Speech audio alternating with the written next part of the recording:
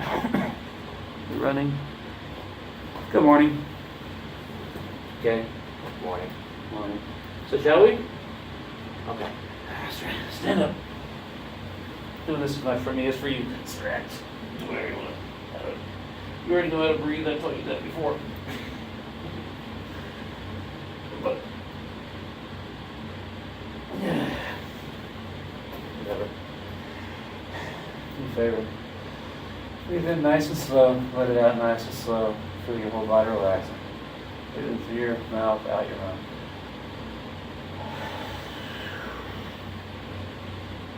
Time. Drop your shoulders, feel yourself relax down to the bottom of your feet.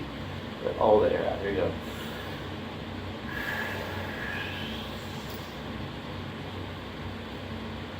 That's all I really feel like doing. So, good. We're relaxed. So, sitting. I want to show you some posture here real quick here before we get started. I discovered, this probably works, it's a really great place to start. This will probably work well for you. Now see, I'll show you. When you sit down, turn yourself or your chair a little bit. Sit a little bit more on the corner. Because you sit forward instead of straight, of course. But sit forward, you're going to want something to put your horn on. You don't want to, especially as a beginner, you don't want to be holding up your horn. You don't have to. One thing that's going to work really well, put your foot up there. Because that's going to raise your knee some level of height. If you were shorter, I might say put a book under your foot to help you stand it up, raise the height. But you're going to want this knee here to rest the horn on. Does that make sense? Mm-hmm. And you'll see. But just do that now so you don't have to do it when you have your horn in your hand. And it definitely makes a big difference in your playing as well. Because you don't want to have to lift. You don't want to have to force knee into the instrument. Make sense? Okay. Cool. That makes sense. Always, don't be leaning back. Don't be slouching. I'll call you on that anyway. All right, go ahead, pull out your mouthpiece.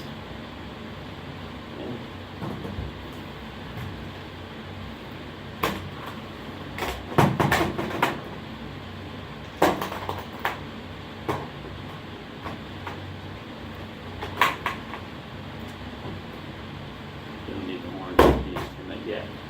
Okay. Show you how to put this, and I found a pretty cool way to do this. Okay. First thing first, form your lips just like any other brass instrument. Say feel what that does? Pretty simple, right? Okay. Now, what are you doing here? You don't want to be super tense here, of course. You want to be solid and firm. So take your corners, slide them out. Don't smile at me. Don't go. Don't pull them up. Kind of pull them so they're firm. You have to find the right spot to do that anyway. Right? Do this.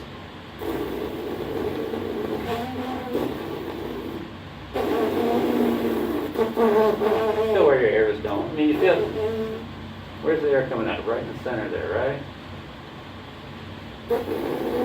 Keep your corners firm. You can keep your chin flat here.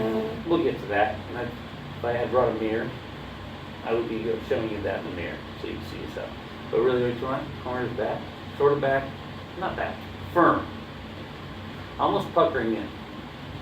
But you still don't want to be checking out the chin or chin. I don't want that relatively flat. Alright, take this. Like you're going to,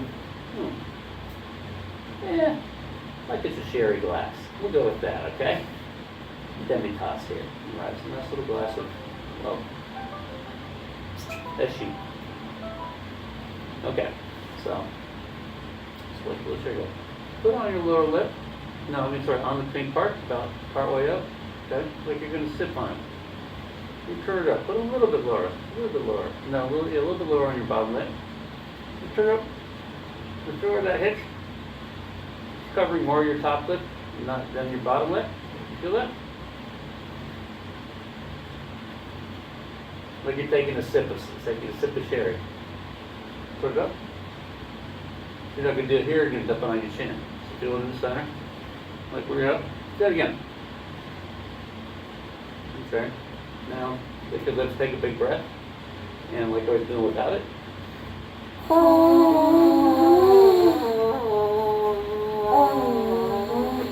Relax, don't blow super hard. Just give it some nice, relaxed, warm air.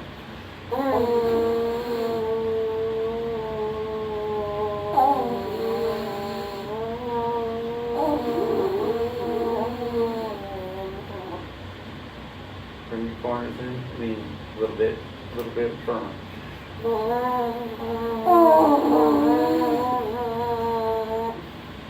If you're doing, you go, don't try so hard. Before you took a big old relaxed breath, it's almost with the mouthpiece, you just gotta let the air out.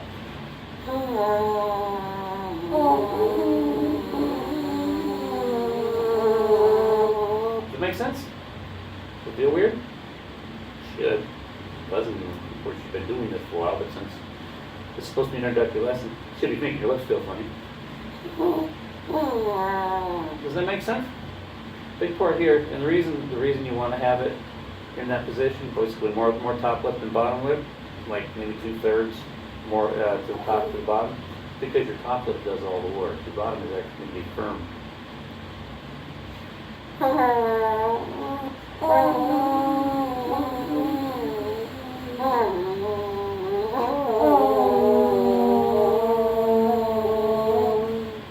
Make sense? Pretty simple. Basically, keep finding it. It takes a while to find that spot, but I like the lip print. Get used to feeling where it goes here and where it covers there.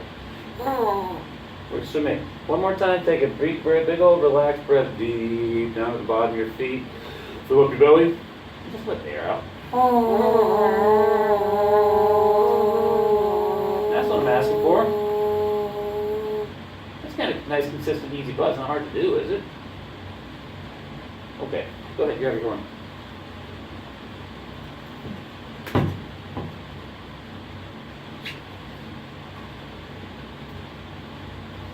Yeah, be careful. These horns are, you know how horns are. Twist a little bit, as you know. Okay. Here. May I have it? All right. Now, take your thumb and forefinger. Go ahead and hold the mouthpiece. I'm going to bring it to you. Take a big old breath. Lick your lips. Take a big old breath. All right. Go ahead and blow.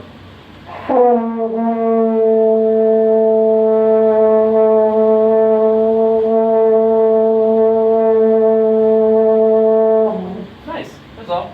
Feel that? Is that hard? Good. It's easier when somebody else is holding the horn. Even though it feels strange, it is. You don't have any weight. You don't have anything, scrunched up. So, now you know how it's supposed to feel. Now you got to take it, That's a nice sound. That work? Go ahead. Stop. Take a bigger breath. Or more visual. Fill up to your, yes.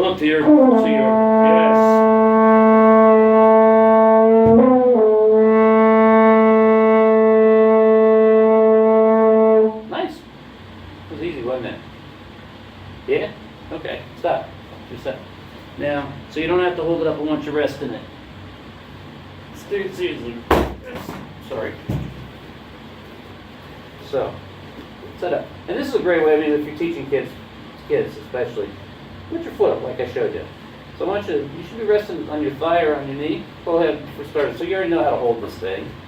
Finger goes around the hook, the thumb goes around the trigger, right? That makes sense.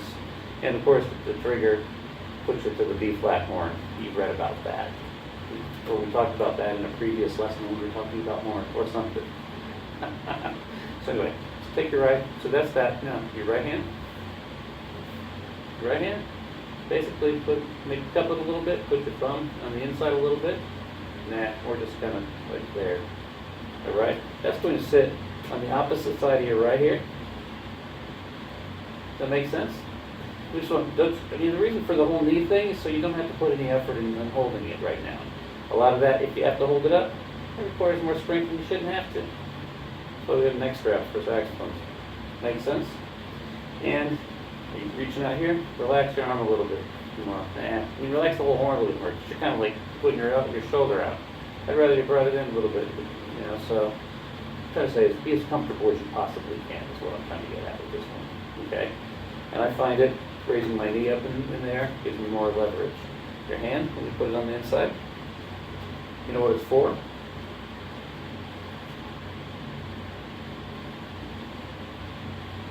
Intonation. Sort of.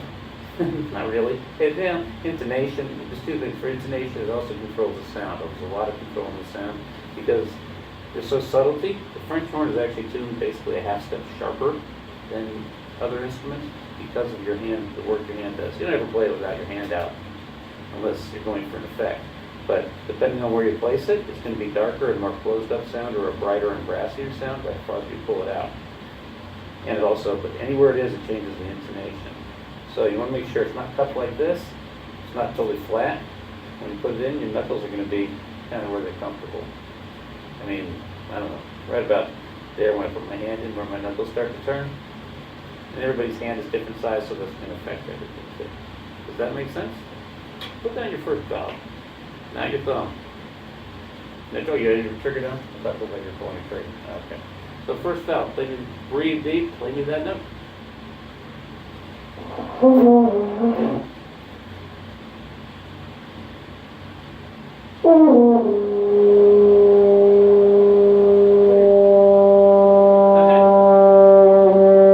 How far you have your hand shoved up in there? Don't put it too far in there because I want to hear some sound.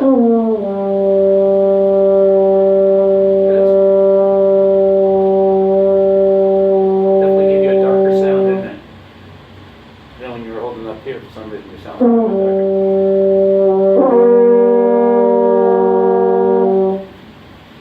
You got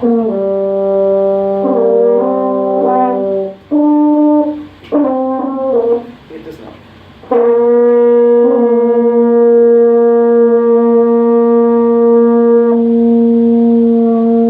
Can you do it again? Do this for me.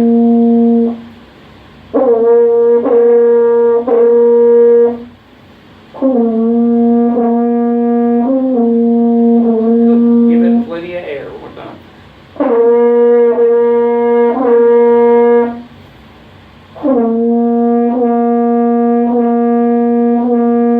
What are you doing to start that sound? Those sounds. Do. What are you doing there? Articulating. How? In that case, I'm using a 2-syllable, You're saying two? Yeah. So like, where's your tongue hitting? like right near the roof of my mouth. No? Two. Okay. That's fine, because it's there just to stop the sound, not there to interrupt the sound. Not even to stop it. Interrupt the sound. You know, don't put it between your teeth and your lips because you'll get a...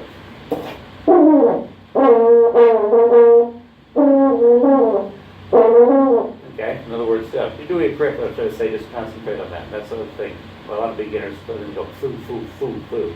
So a two or a do work for a lot of people. Anyway, so good. Do it again. One more time. Here. No. No, I've lost it.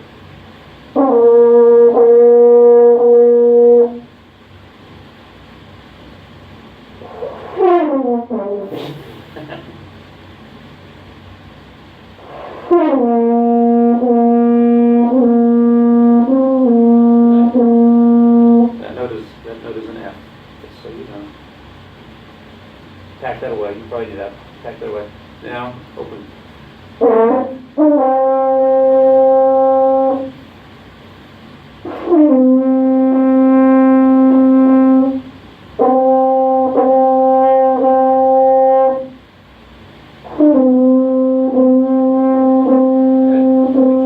Make sure you give it plenty of air, plenty of volume.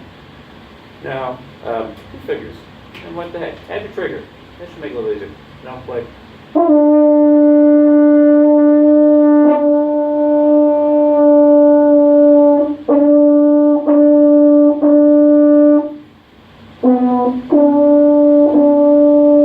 Nice.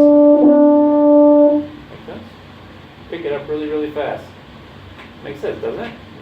Okay. Start with that A. I recommend using the trigger. It's easier. The notes are going to be easier. Starting every note that goes higher than that, put your trigger on. Because there's two fingers for every. There's more than two fingers for every note. But you're going to discover some work easy notes. The higher ones, you go. Use your trigger because that uses the shorter horn, the B flat horn, which gives you more leverage. Those stuff probably easier without it. But you'll notice in your books there's two fingering. There's the fingering for the trigger and the fingering for that. Make sense? Okay, play this from starting with that top note, that A. That's an A.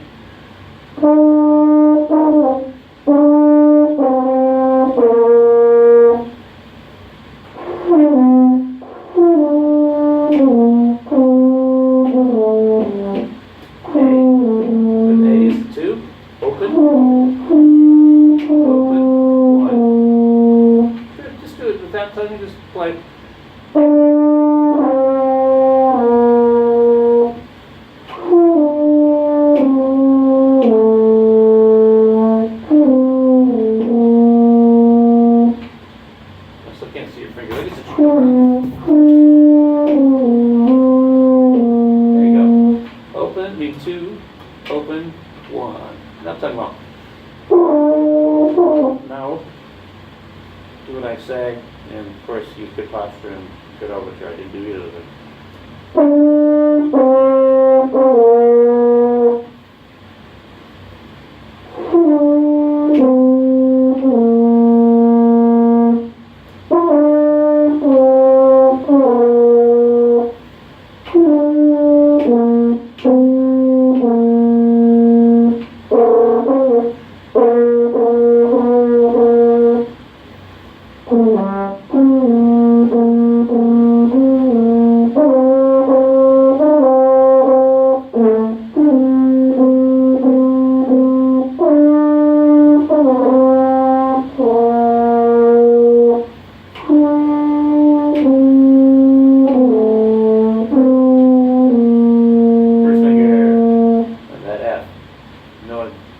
Think you remember that, what we just played, the song we just played?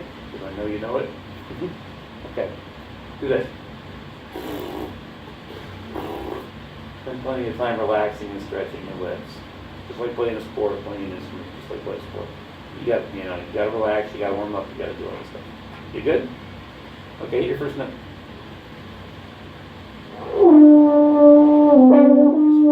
first note. Okay, big old breath, sit up straight. 1, 2, big breath.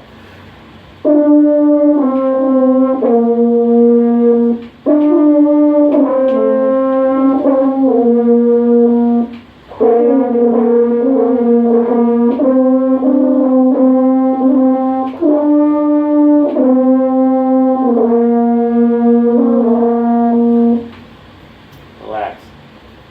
The important thing here is be comfortable. Balance it. Later on, sure, lift it up to play, you'll get those muscles, but right now, let it relax. Figure out where your hand's going to sound best. It took me a while to figure this one out. I was really, really sharp when I finally realized this because my hand was out here, and I couldn't actually get in tune with the smart music, so you'll find that. Any questions so far? Good. You go for me one more time. I played it too fast. Take your time. Make sure you breathe. I know you know how. Make sure you do.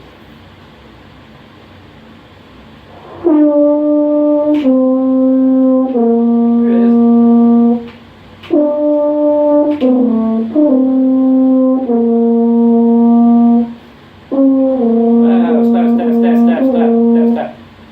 Breathe through your mouth. Always. Don't breathe through your nose. You need as much air in this instrument as any other wind instrument, except for flute. So, please, every time you take a breath, da-da-da. Breathe through your mouth, and then, that's part of learning to reset. Now breathe through the corner of your mouth. Don't have to take a mouthpiece off it. See what I mean?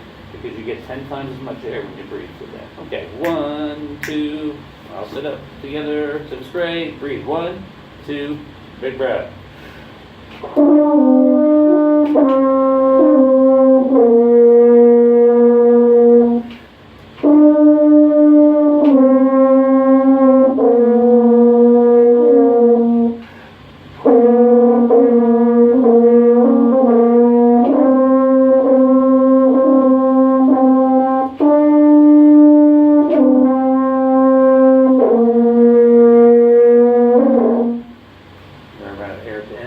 Does that make sense? That's about it. Any questions? Yeah, cool. So those 3 notes you learned: F, G, A. We're not reading, doesn't matter. Okay, a couple other things. You got 5,000 tubes here. And since you're spitting into the horn, water, spit in your horn. I don't know if you have a spit valve. Do you have a spit valve on yours? No. Okay. Well, best way to get rid of the spit, turn it over. When you're done, don't do it on your lap. There's a couple ways to do this. Okay. The thing, of course, I have spit valve. Well, nothing there. Okay. The other thing, of course, you can do is, let's see. On this side. Yeah, different shape there. Funny thing about all these that come out. Okay, Turn it over a couple times. Go the other way. Look counterclockwise while you're looking at it. It's clockwise. That? No, it's not. Okay, but keep going. One other place can fill it with water. Hold this out. Just take the whole thing out.